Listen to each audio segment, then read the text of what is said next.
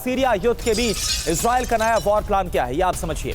Iran पर हमले की तैयारी में आईडीएफ, ईरान के एटमी ठिकानों पर हमला संभव है, ये इजराइल की तरफ से खबर निकलकर सामने आ रही है। इजरायली रक्षा सोर्सेस की तरफ से बड़ा दावा।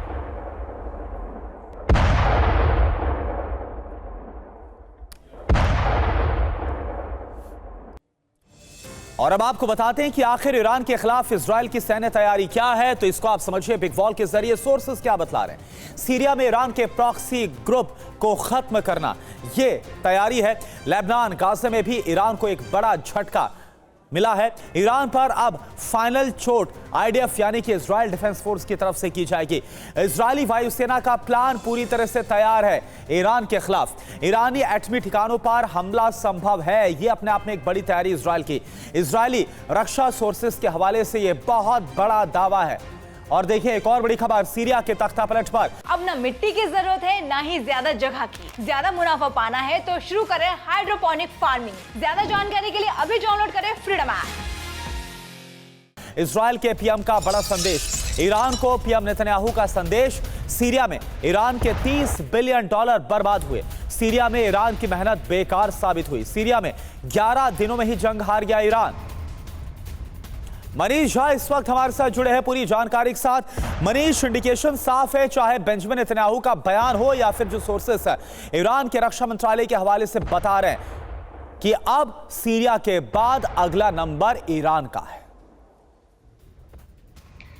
बिल्कुल, देखिए इसमें कोई दो राय नहीं है कि इजराइल की मंशा ही अब यही है कि एक बार जब लेबनान खत्म हो गया, सीरिया खत्म हो गया, तो अगला टारगेट ईरान ही होगा। और उन्हें ये इस बात की भी आशंका है कि ईरान इस हालत में जब वो सीरिया और लेबनान का हाल देखेगा तो अपनी रक्षा के लिए वो परमाणु हथियार बनाकर ही रहेगा और परमाणु हथियार बनाने से पहले ही ईरान पर हमला करना है। तो कुल मिलाकर लग रहा है कि अब कुछ हफ्ते की बात दिख रही है मुझे, ज्यादा लंबा भी नहीं, जब इजराइल ईरान पर अटैक कर देगा। उससे पहले सीरिया में तमाम जो एयर बेसेस को, एयर डिफेंस को खत्म किया जा रहा है ताकि कहीं से किसी भी तरह का प्रतिरोध ना हो सके इजराइल के ऑपरेशन के दरमियान और वो सीधे सीधे ईरान पर हमला कर सके। अब ईरान किस तरीके से रिएक्ट करता है ये देखने वाली बात होगी। लेकिन देखिए सीरिया आज की तारीख में वो हालत हो चुकी है जहां पर हर गुट जो है, हर देश अपने अपने इंटरेस्ट के हिसाब से एक दूसरे से लड़ रहा है। यहां तक लोग कहते हैं कि अमेरिका के पेंटागन और सीआईए दोनों अलग अलग आतंकी गुटों को समर्थन करते हैं और दोनों एक दूसरे के विरोधी हैं। तो इस तरह के हालात बने हुए हैं। जी, बने रहिए आप हमारे साथ। तो देखिए हालात इस वक्त काफी ज्यादा खराब हैं सीरिया के अंदर, जो समझ में आ रहा है। और यहां पर वर्चस्व की एक बड़ी जो जंग है वो अलग अलग गुटों के बीच चल रही है, अलग अलग देशों के बीच चल रही है। एक और बड़ी खबर दक्षिणी गाजा से, जहां पर हमास के ठिकानों को तबाह किया गया। राफा शहर में हमास की 7 इमारतें जमींदोज की गई, आईडी ब्लास्ट किया गया और आईडी ब्लास्ट करके हमास के कमांडर सेंटर को तबाह किया गया। ये तस्वीर इस वक्त आप देख पा रहे हैं।